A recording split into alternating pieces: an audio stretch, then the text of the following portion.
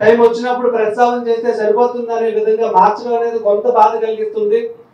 అందరూ కూడా తెలుగు జాతి అంతా కూడా ఆయన అధ్యక్షుల కింద ఉన్నారు. అదే విధంగా ఆమ్ ఆద్మీ పార్టీ సాష్టాంగ నమస్కారాలు చేసే స్థాయికి చేరుకున్నాం.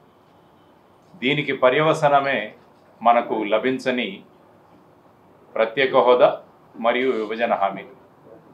అందువల్ల సాధించుకొస్తామని మనం అందరం కూడా ఓటు వేసి గెలిపించిన నాయకులు ఈ ప్రత్యేక హోదా అన్నది ముగిసిన అధ్యాయం అన్న ఒక ప్రచారం చేయడంలో వాళ్ళు చాలా బిజీగా ఉన్నారు. ఈ విధంగా మనం 3 పార్టీల మీద నమ్మకం పెట్టుకుంటే ఈ 3 పార్టీలు కూడా మన నమ్మకాన్ని వమ్ము చేశారు. ఈ పరిస్థితుల్లో మనం ఏం చేయాలన్న ఉద్దేశంతో గత 10 సంవత్సరాల నుంచి ప్రత్యేక హోదా విభజన హామీల సాధన సమితి వారు చేస్తున్న కృషికి మొట్టమొదటిగా మనం అభినందనలు తెలియజేయాలి. ఇది ఒక ప్రజా ఉద్యమంగా మారాలని మనం అందరం కూడా కోరుకుంటున్నాం. కానీ ఈ 3 పార్టీలు ఇది ప్రజా ఉద్యమం కాకూడదు అని వాళ్ళ అంచనాల్లో వాళ్ళు ఉన్నారు. ఇప్పుడు వాళ్ళు ఏమంటున్నారంటే కేంద్రంలో ఉన్న భారతీయ జనతా పార్టీ 14వ ఆర్థిక సంఘం ఏదైతే ఉందో వాళ్ళు ఏమన్నారంటే 14వ ఆర్థిక సంఘం వాళ్ళు ఏ రాష్ట్రానికి ప్రత్యేక హోదా ఇవ్వాల్సిన అవసరం లేదు అని వారు ప్రకటించారని చెప్పి కల్లబల్లి మాటలు మనకు చెబుతున్నారు. 14వ ఆర్థిక సంఘం ఏదైతే ఉందో అది ఎప్పుడు కూడా వాళ్ళ రికమెండేషన్లో ఈ విషయం చెప్పలేదు. ఆ విషయాన్ని 15వ ఆర్థిక సంఘం కమిషన్ చైర్మన్ ఎవరైతే ఉన్నారో ఎన్కే సింగ్ గారు ఈ పుస్తకంలో ఆయన రాశారు. రాసింది ఎవరో ఆషామాషి వ్యక్తి కాదు. 15వ ఫైనాన్స్ కమిషన్ అధ్యక్షులు చైర్మన్ శ్రీ ఎన్కే సింగ్ గారు రాశారు 228వ పేజీలో. ఆయన ఏమన్నారంటే 14వ ఆర్థిక సంఘం ఎప్పుడు కూడా ఏ రాష్ట్రానికి ప్రత్యేక హోదా ఇవ్వాల్సిన అవసరం లేదని వాళ్ళు ఎప్పుడూ చెప్పలేదు. ఇప్పటికీ కేంద్రం కావాలనుకుంటే ఏదైనా రాష్ట్రానికి ప్రత్యేక హోదా ఇవ్వచ్చు అని ఆయన రాశారు.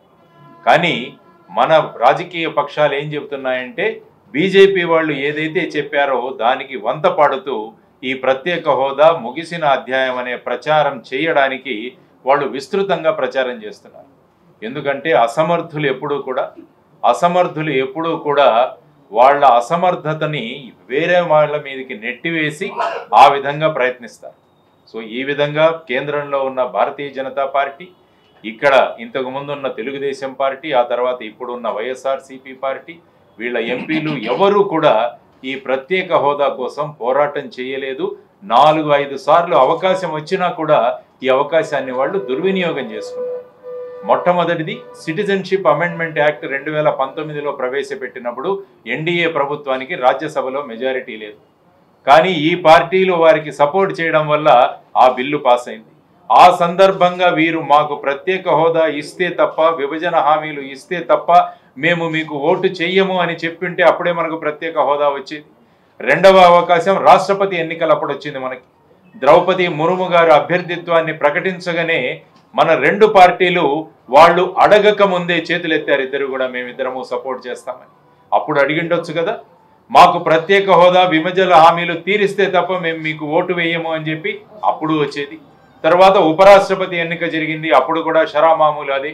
ఆ తర్వాత మొన్నటికి మొన్న ఢిల్లీలోని ఆమ్ ఆద్మీ పార్టీ తర్వాత అక్కడున్న లెఫ్టినెంట్ గవర్నర్కి జరుగుతున్న పోరాటంలో లెఫ్టినెంట్ గవర్నరు సివిల్ సర్వెంట్స్ని అపాయింట్ చేయలేరు అని సుప్రీంకోర్టు స్పష్టంగా చెప్పిన తర్వాత కూడా కేంద్ర ప్రభుత్వం ఒక బిల్లు ప్రవేశపెట్టింది. ఆ బిల్లును వ్యతిరేకించినప్పుడు కూడా మనకు ప్రత్యేక హోదా వచ్చేది, కానీ వ్యతిరేకించలేదు మన వాళ్ళు. మళ్ళా దానికి ఓటు వేశారు. ఈ విధంగా 4 సార్లు మనకు అద్భుతం